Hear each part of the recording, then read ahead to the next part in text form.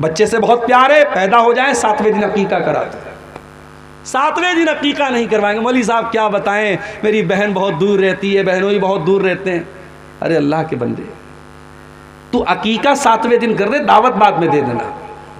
दावत देने के लिए पूरी जिंदगी पड़ी है, अकीका पे दावत देना लाजिम थोड़ी है, जरूरी थोड़ी है।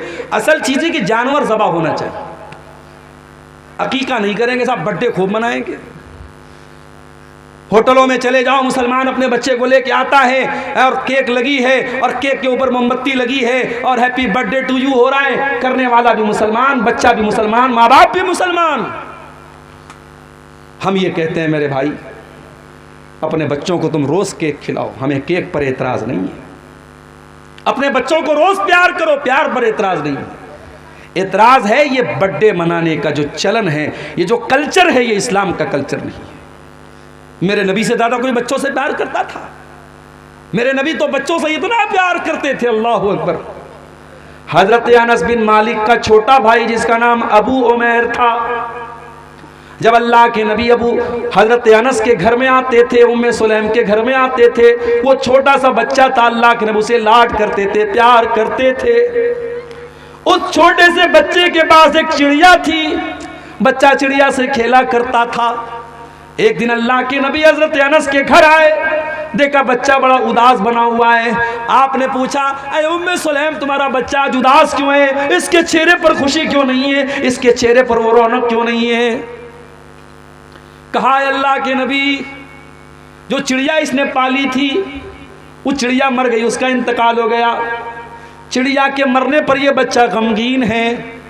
हम और आप होते, बच्चे का मामला था, चिड़िया का मामला था, नजरअंदाज कर देते हो। लोगों, हमें नबी भी कितना प्यारा मिला है। वो बच्चों के साथ अल्लाह के नबी उनके हिसाब से उनको खिलाया करते थे।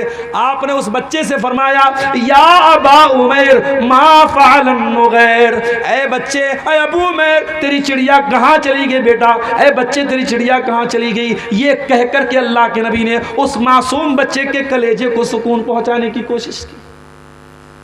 अगर ये बर्थडे मनाना कोई अच्छी चीज होती, मेरे नबी ने अपनी बेटियों का भी बर्थडे मनाया होता। नबी की 9 बीवियां हैं और आप जितना अपनी बीवी से प्यार करते हैं उससे कहीं ज्यादा जनाब मोहम्मद रसूलुल्लाह सल्लल्लाहु अलैहि वसल्लम अपनी बीवियों से प्यार करते थे। आपने तो कभी एनिवर्सरी नहीं मनाई, आपने तो कभी अपनी बीवियों को जो है शादी की सालगिरह पर उनको कोई गिफ्ट नहीं दिया। भाई रोज गिफ्ट दो, रोज गिफ्ट दो, हर महीने गिफ्ट दो, कोई मसला नहीं है। एनिवर्सरी मनाना, और ये काम वो करे जो बेचारा सीने पर हाथ मारता है। पूछो क्यों बात हो? भाई नबी की सुन्नत है।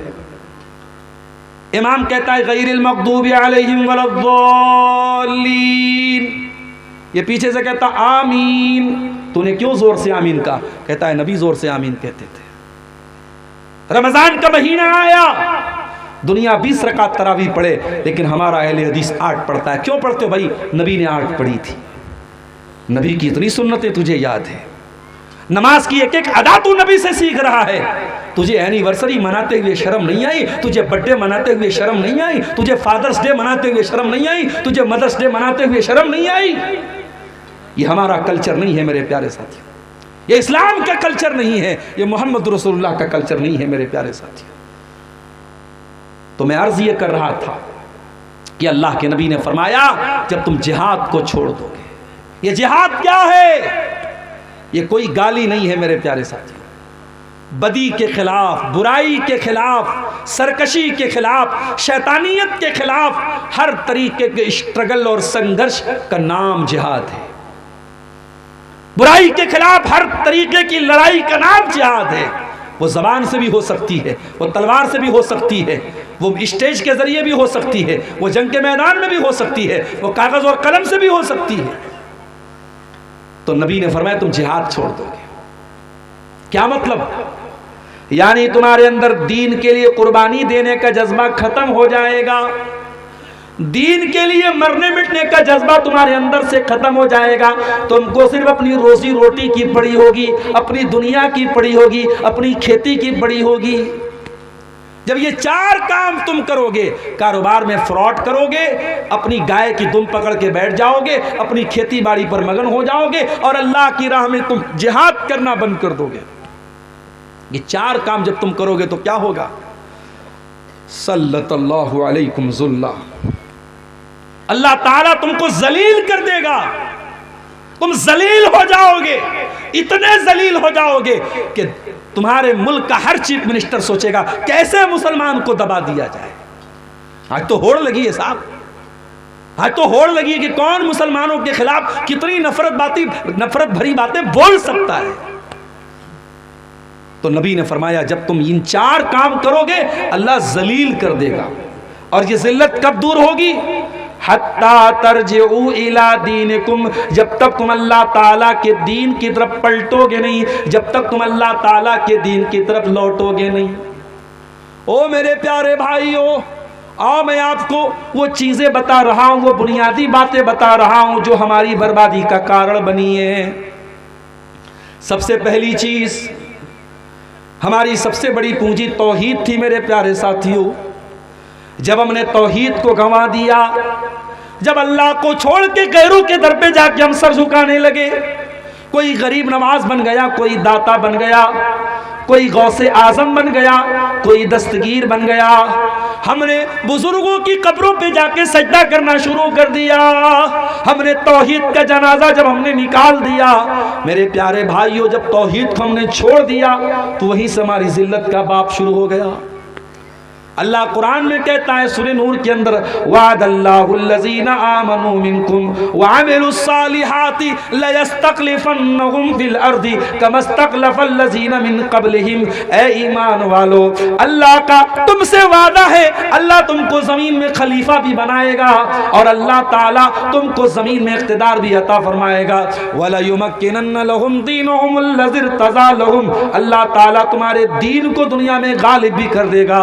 वला युबद्दिलन्नहुम मिन बादि खौफिहिम अमना, और अल्लाह ताला तुमको दुनिया में चैन और शांति भी अता करेगा। शर्त क्या है? याबुदूननी ला युशरिकून बी शैया, मेरे बंदो तुम सिर्फ मेरी इबादत करना, मेरी इबादत में किसी और को शरीक मत करना, शिर्क मत करना।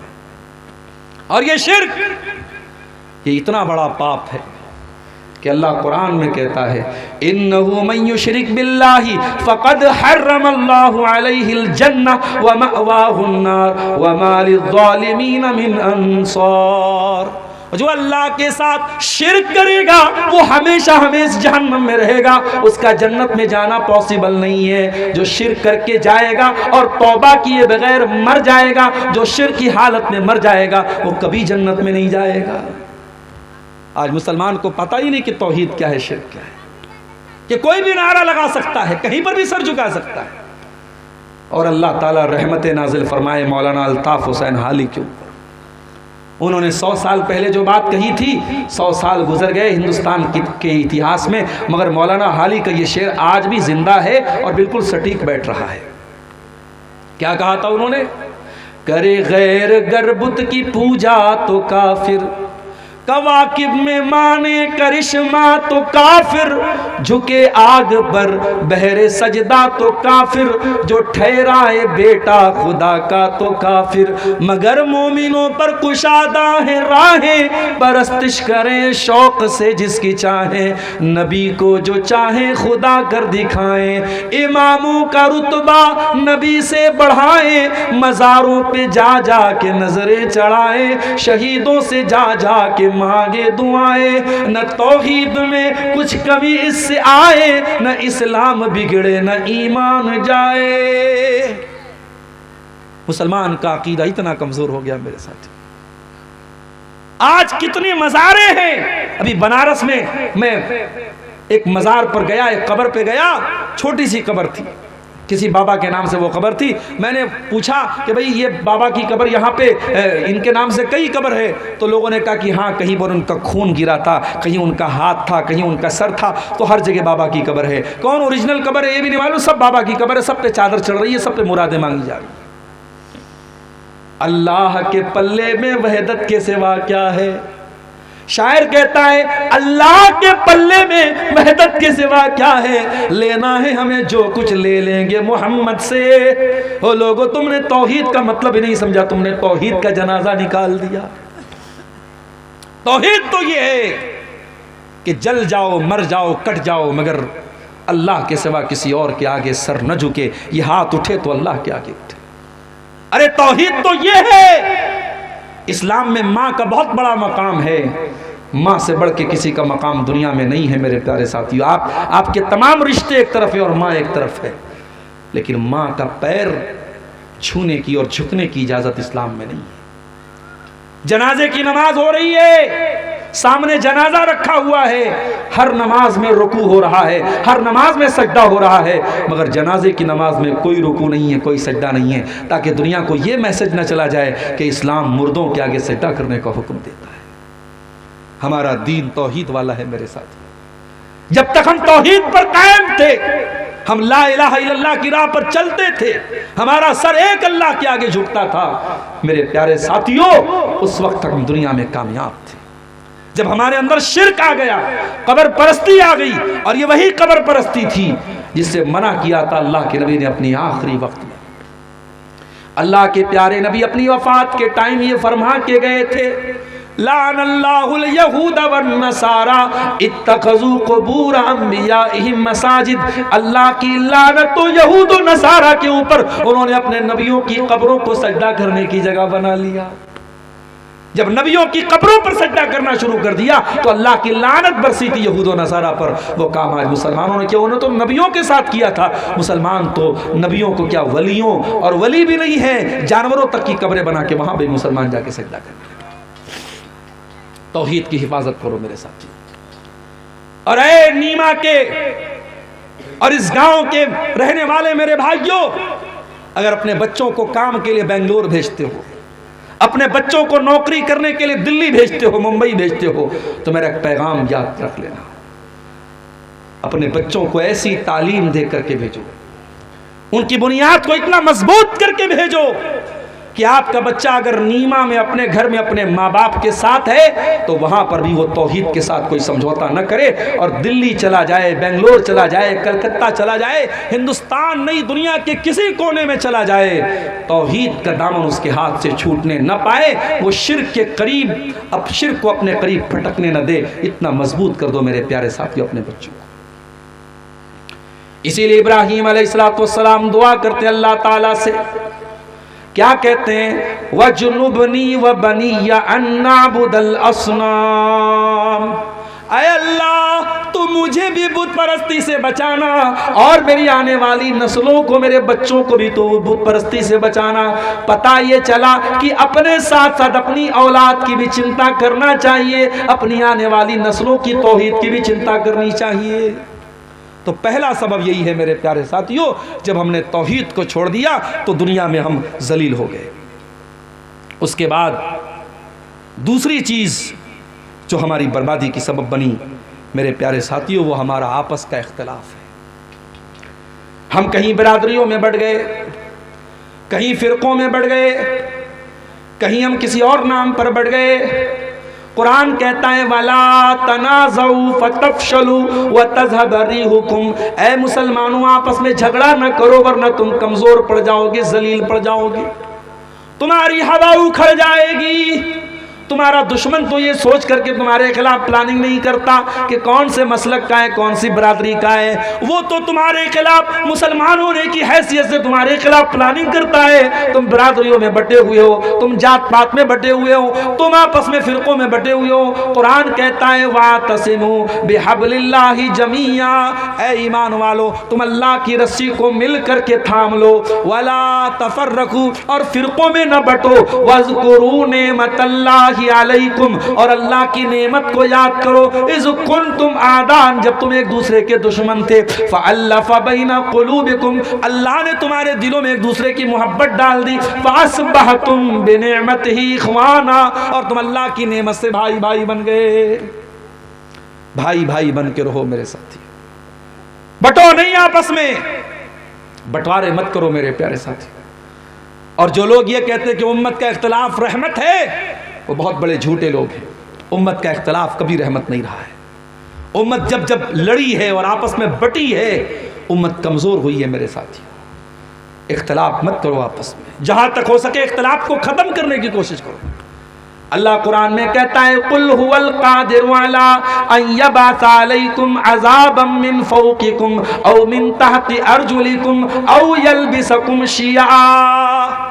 अल्लाह ताला तीन तरीके से अपना अजाब तुम पर उतारता है। कभी आसमान से तुम पर अजाब उतरता है, कभी तुम्हारे ज़मीन के नीचे से ज़मीन खिसकने लगती है, जलजला आ जाता है, भूकंप आ जाता है, बाढ़ आ जाती है। कभी ज़मीन के नीचे से तुम्हारे ऊपर अजाब आता है, कभी आसमान के ऊपर से अजाब आता है। औ यल्बिसकुम शिया, और कभी कभी अल्लाह ताला तुमको आपस में लड़ा करके, टुकड़े टुकड़े करके, बांट करके तुम्हें अपने अजाब में मुब्तला करता है। तो ये बंटवारे, ये इख्तिलाफ, ये जमात बंदी, ये गिरोह बंदी मेरे प्यारे साथियों, ये भी आज हमें जलील कर रही है, हमारी जिल्लत और रुसवाई का बहुत बड़ा सबब है। उसके बाद तीसरी चीज, रसूल की नाफरमानी। जंगे ओहद याद है आपको? उसके बारे में पढ़ा है आपने, सुना है आपने? इस्लाम की दूसरी जंग थी ये, और मुसलमान ये जंग जीत चुके थे और माले गनीमत हासिल कर रहे थे मुसलमान। और नबी अकरम ने पहाड़ी दर्रे पर 50 सहाबे किराम को तैनात किया था कि कुछ भी हो जाए यहां से मत हटना। और उन 50 सहाबा का जो जिम्मेदार आपने बनाया था हजरत अब्दुल्ला बिन जुबैर को। एक जुबैर है वो जे से हैं और जुबैर जीम से हैं, तो जुबैर नाम भी रख सकते हैं। तो जुबैर, अब्दुल्ला बिन जुबैर वहां पे थे पहाड़ के ऊपर। जब मुसलमानों ने ये देखा कि जंग तो हम जीत गए हैं, तो जो 50 तीरंदाज जिनको अल्लाह के नबी ने तैनात किया था, उनका आपस में इख्तिलाफ हो गया। कुछ लोगों ने कहा कि नबी ने हुक्म दिया था, हमें यही रहना चाहिए। कुछ लोगों ने कहा नहीं, जंग तो जीत चुके हैं, अब वो हुक्म कैंसिल हो गया, अब चलो माले गनीमत हासिल करते हैं। 50 में से 37 लोग वहां चले गए, 13 लोग बचे। 37 चले गए, 13 बचे, 13 बचे। मुसलमानों की जंग तो जीती जा चुकी थी, मुसलमान जंग जीत चुके थे। काफिरों का लश्कर भाग रहा था और काफिरों के लश्कर में कमांडर थे जिनका नाम खालिद बिन वलीद था। हो नौजवानों, ओ रोनाल्डो के दीवानों, ओ विराट कोहली के दीवानों, ओ क्रिकेटरों के दीवानों, ओ फिल्मी गानों पर नाचने वाले नौजवानों, कभी मौका मिले तो खालिद बिन वलीद के बारे में भी पढ़ लेना। पढ़ नहीं सकते तो यूट्यूब पर जाके सुन लेना, और सुन नहीं सकते तो किसी आलिम से जाकर के पूछ लेना कि खालिद बिन वलीद कौन थे। खालिद बिन वलीद वो इंसान है जिस जंग का कमांडर खालिद बिन वलीद बन जाए। वो जंग खालिद बिन वलीद अपने दिमाग और अपने टैलेंट और अपनी सलाहियत के बल पे वो हारी गई जंग को भी जीत जाते थे। ये कमाल था। अभी खालिद बिन वलीद मुसलमान नहीं हुए थे, वो दूसरी पार्टी में थे, काफिरों के साथ लड़ रहे थे, मुशरिकों के साथ लड़ रहे थे। वो वापस जा रहे थे, मुशरिकीन हार चुके थे, वापस जा रहे थे। उनकी नजर उस पहाड़ी दर्रे पर पड़ी। उन्हें नजर आ गया कि ये वो वीक पॉइंट है जहां से मुसलमानों पर पीछे से हमला किया जा सकता है। उन्होंने देखा वहां सिर्फ गिनती के 13 लोग बचे हैं। उन्होंने अपने सिपाहियों से कहा चलो हम यहां से हमला करते हैं। उन्होंने पीछे से जो हमला किया है मुसलमानों पर, मुसलमान इस हमले के लिए तैयार नहीं थे और जीती जंग मुसलमान हार गए। 70 सहाबा शहीद हुए, अल्लाह के नबी जख्मी हुए, आपके दांत टूटे, आप जो लोहे की टोपी पहने हुए थे वह उसकी कड़ियां आपके गाल में धंस गई। बहुत तकलीफ उठाई मुसलमानों ने। नबी का एक हुक्म तोड़ने की वजह से बहुत तकलीफ उठाई मुसलमानों ने। अल्लाह ने कुरान में जब इस वाक़े को बयान किया, अल्लाह ने फरमाया हत्ता इज़ा फशिलतुम व तनाज़अतुम फिल अम्री व असैतुम मिन बादि मा अराकुम मा तुहिब्बून। ऐ मुसलमानों, अल्लाह ताला तो जंगे ओहद में भी तुम्हारी मदद कर रहा था। तुम तो दुश्मनों का खात्मा कर रहे थे, तुम तो दुश्मनों पर कंट्रोल पा चुके थे। लेकिन जब तुम कमजोर पड़ गए, तुम आपस में इख्तिलाफ करने लगे और तुमने दुनिया का माल और दौलत देख करके अपने नबी की नाफरमानी कर दी। तो ऐ मुसलमानों, उसके बाद क्या हुआ? फरमाया मिनकुम मन युरीदुद दुनिया, तुम में से कुछ लोग दुनिया चाहते थे, व मिनकुम मन युरीदुल आखिरा, और कुछ लोग आखिरत चाहते थे। वलक सुम्मा सरफकुम अन्हुम लियब्तलियकुम, फिर अल्लाह ताला ने दुश्मनों को तुमसे फेर दिया, वरना दुश्मन चाहते तो तुमको जड़ से मिटा सकते थे, मगर अल्लाह ताला ने उनको फेर दिया। अल्लाह तुम्हारा इम्तिहान लेना चाहता था।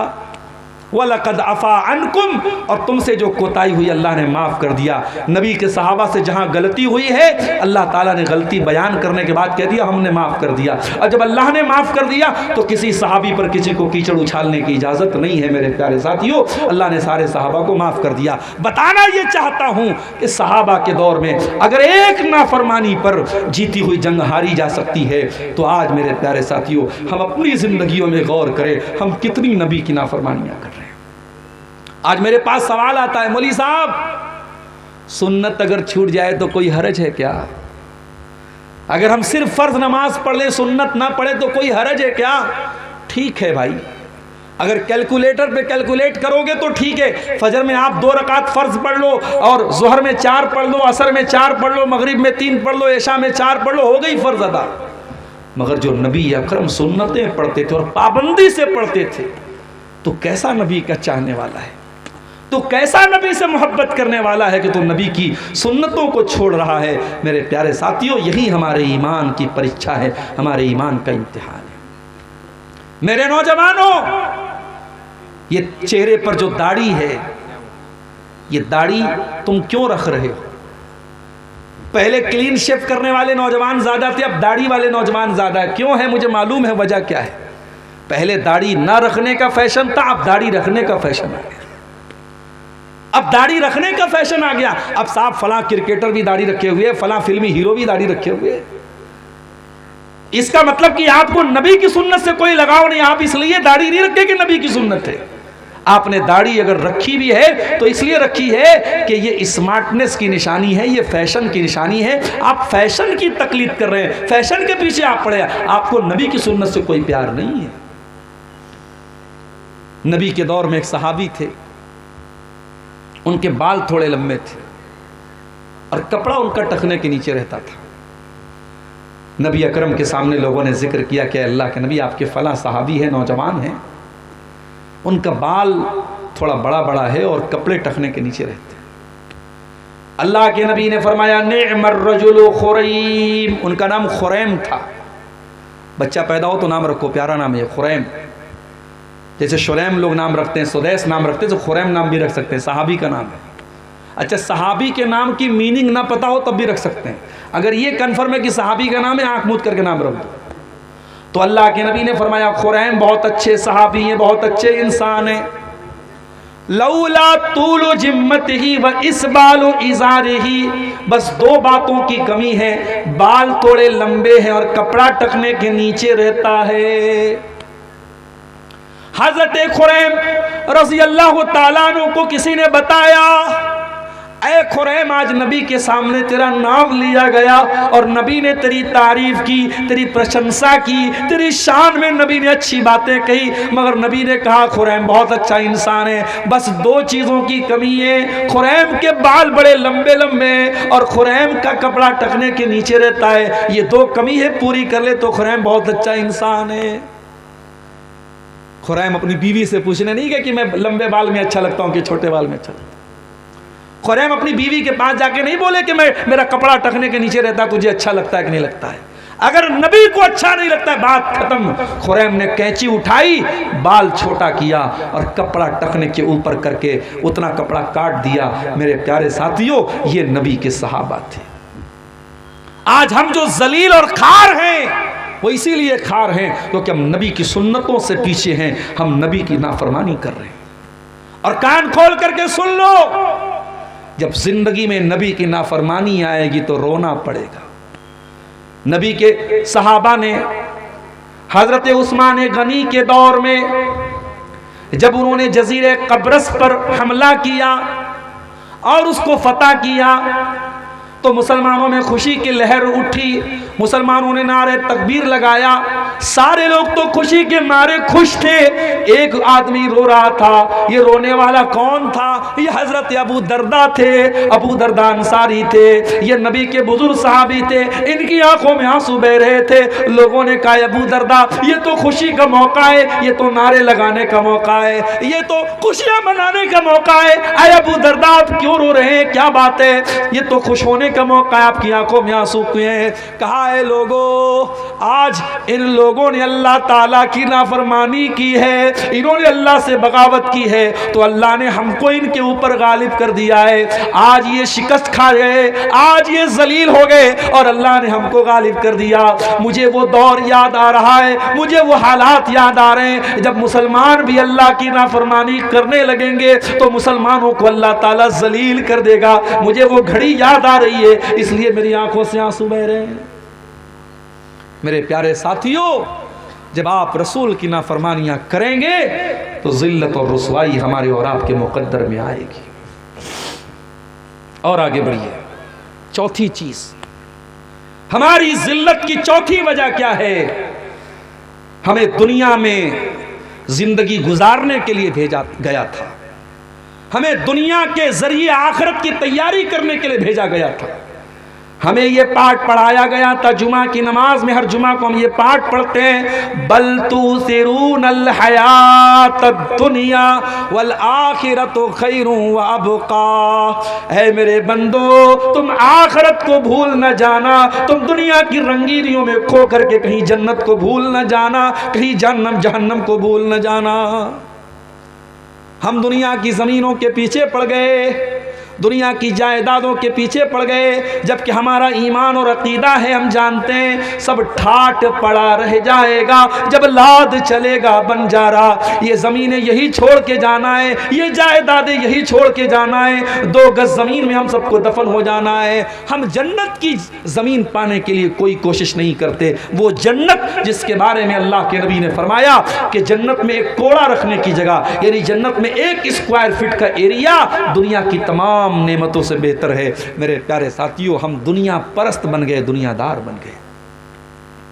हमारे नबी की जिंदगी उठा के देखो, शायर कहता है, सलाम उस पर जो उम्मत के लिए रातों को रोता था, सलाम उस पर जो फर्शे खाक पर जाड़े में सोता था, सलाम उस पर कि जिसके घर में चांदी थी न सोना था, सलाम उस पर कि टूटा बोरिया जिसका बिछौना था।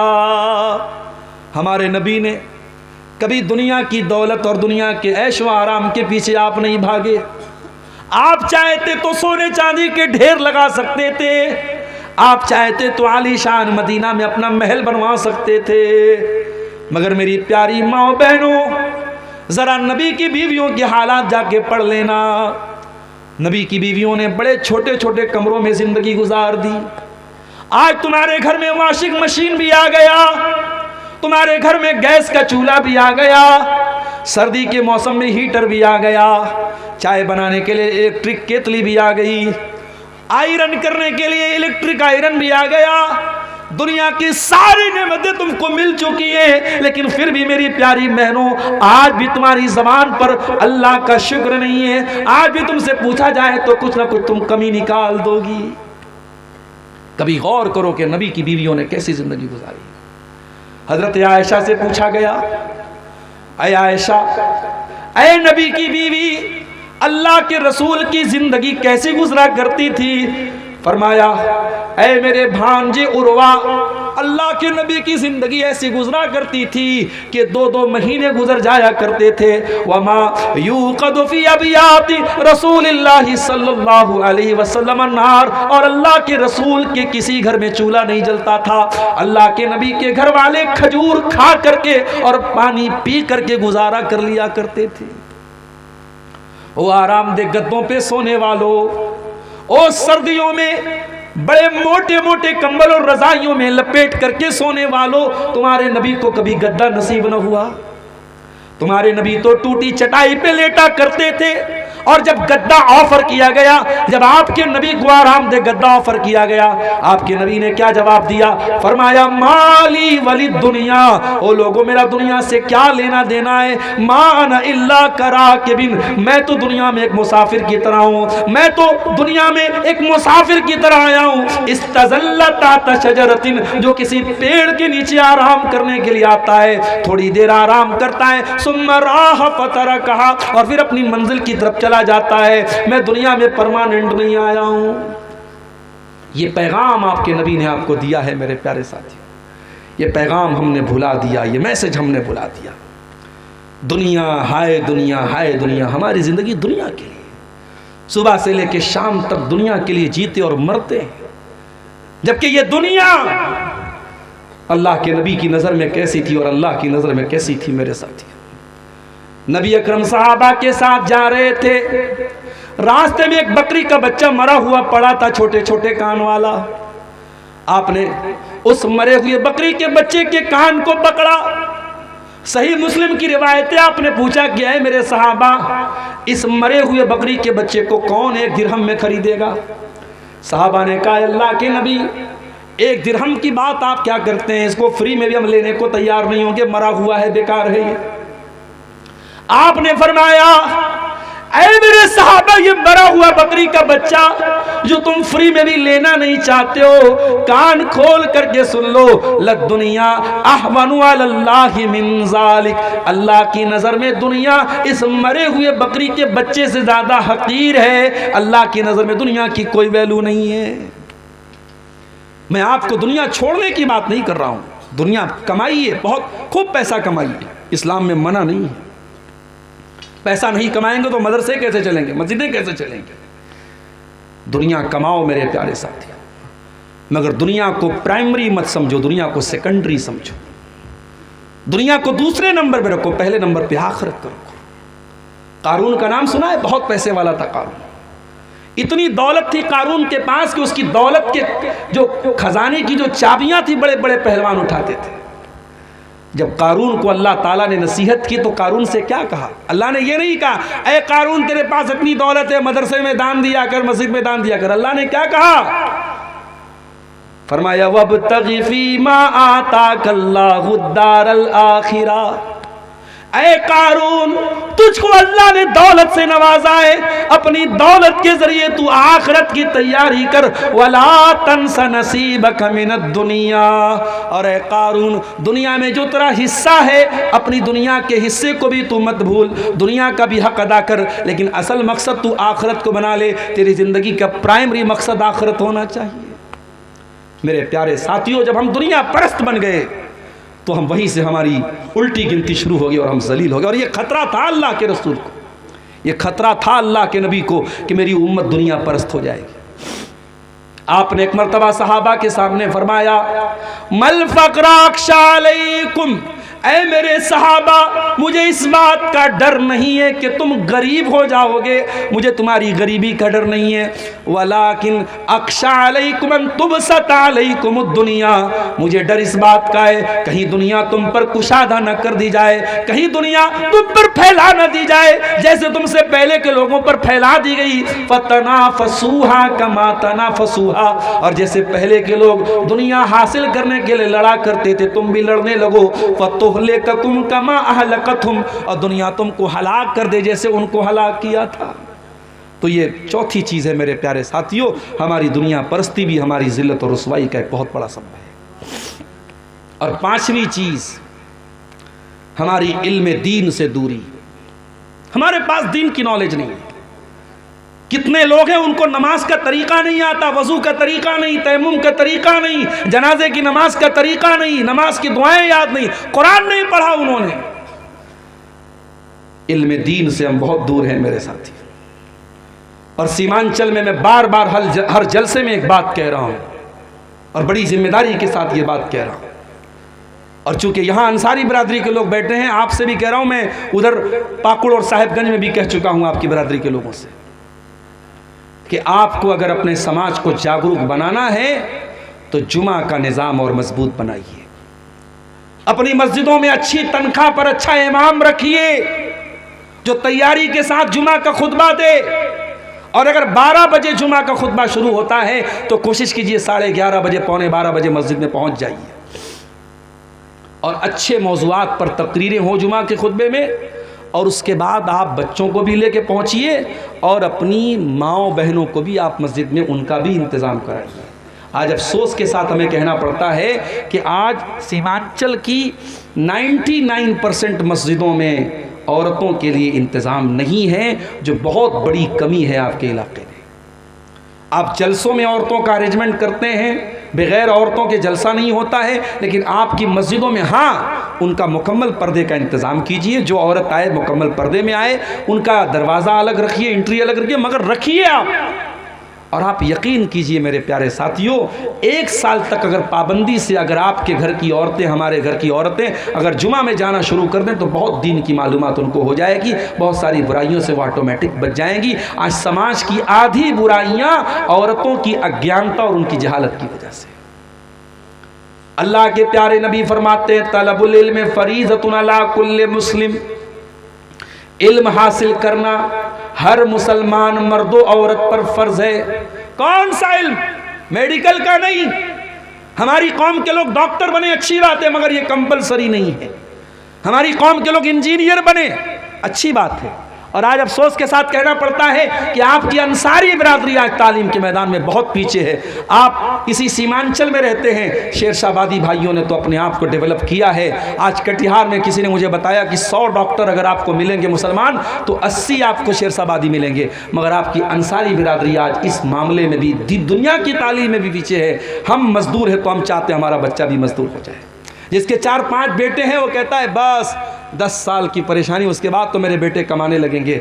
आपकी ज़िंदगी का एक ही मकसद है, बेटा बड़ा हो उसको मजदूरी करने के लिए भेज दिया जाए, काम करने के लिए भेज दिया जाए। मेरे प्यारे साथियों, कुछ कुर्बानी दे करके अपने बच्चों को तालीम के मैदान में भी आगे बढ़ाओ। कुछ बच्चे आपके डॉक्टर बने, कुछ बच्चियाँ आपकी डॉक्टर बने, कुछ बच्चे आपके इंजीनियर बने। आज असली तालीम में भी हम पीछे हैं। और दीन की जो तालीम है, अल्लाह कौन है, रसूल कौन है, और ईमान क्या है, और इस्लाम क्या है, ये जो मोटी बातें हैं ये सब का जानना ज़रूरी है। उसके लिए भी आप मस्जिदों में मकतब कायम कीजिए। अल फलाह एकेडमी जैसे इदारे जो आपके बच्चों को दुनिया के साथ साथ दीन की तालीम देते हैं, इन इदारों से अपने बच्चों को जोड़िए। मेरे प्यारे साथियों, अफसोस के साथ कहना पड़ता है आज दुनिया की तालीम तो थोड़ी बहुत हम हासिल भी कर रहे हैं, मगर दीन की तालीम में बहुत पीछे हैं। अल्लाह कुरान में कहता है यालमून ज़ाहिरम मिनल हयातिद दुनिया व हुम अनिल आखिरति हुम गाफिलून, कि मेरे बंदे दुनिया की बहुत नॉलेज रखते हैं लेकिन आखिरत से बहुत गाफिल हैं, दीन से बहुत गाफिल हैं। मेरे प्यारे साथियों, आप दीन की जानकारी हासिल कीजिए। उसके बाद छठी चीज, यहूद व नसारा की अंधी तकलीद। आज जो गाना वायरल हो जाए फेसबुक और सोशल मीडिया पर, हमारे छोटे छोटे बच्चे भी गा रहे हैं। जो कपड़ा वायरल हो जाए, हमारे घर की लड़कियां भी पहनने लगती हैं। आपके घर में लड़कियां नकाब पहन रही हैं, नकाब में भी जो फैशन चल गया, नकाब के ऊपर माशाअल्लाह लिखा है तो माशाअल्लाह वाले नकाब बहुत मार्केट में आपको मिल जाएंगे। इस्लाम की शहजादी लिखा है तो शहजादी वाले माइक जो है आपको नकाब बहुत सारे मिल जाएंगे। मेरे भाइयों, फैशन के पीछे मत भागो, आप खुद अपना एक फैशन बनाओ। मैं कहता हूं अगर मुसलमान नौजवान ढंग का लिबास पहने, टखने के ऊपर उसका कपड़ा हो, चाहे वो पैंट ही पहने, शर्ट ही पहने, कुर्ता पैजामा पहने, शेरवानी पहने, क्या ये फैशन नहीं है? ये जो फैशन आपका इस्लामिक फैशन है, आप अपने आप को ऐसा बनाओ कि दुनिया आपको कॉपी करे। दुनिया को कॉपी मत करो मेरे प्यारे साथी। अल्लाह के प्यारे नबी फरमाते हैं लतत्तबिउन्ना सुनन मन कान क़ब्लकुम शिब्रम बिशिब्रिन व ज़िराअम बिज़िराइन, तुम अपने से पहले के लोगों के तरीके पर चलोगे। अगर वो एक बित्ता चलेंगे तो तुम एक बित्ता चलोगे। बित्ता बूझ रहे हैं ना, समझ रहे हैं ना? एक बित्ता चलेंगे तो तुम भी एक बित्ता चलोगे, एक हाथ चलेंगे तो तुम भी एक हाथ चलोगे। हत्ता लौ सलकू जो रज़बिन, और अगर वो किसी जानवर के बिल में चले जाएंगे तो तुम भी बिल में चले जाओगे।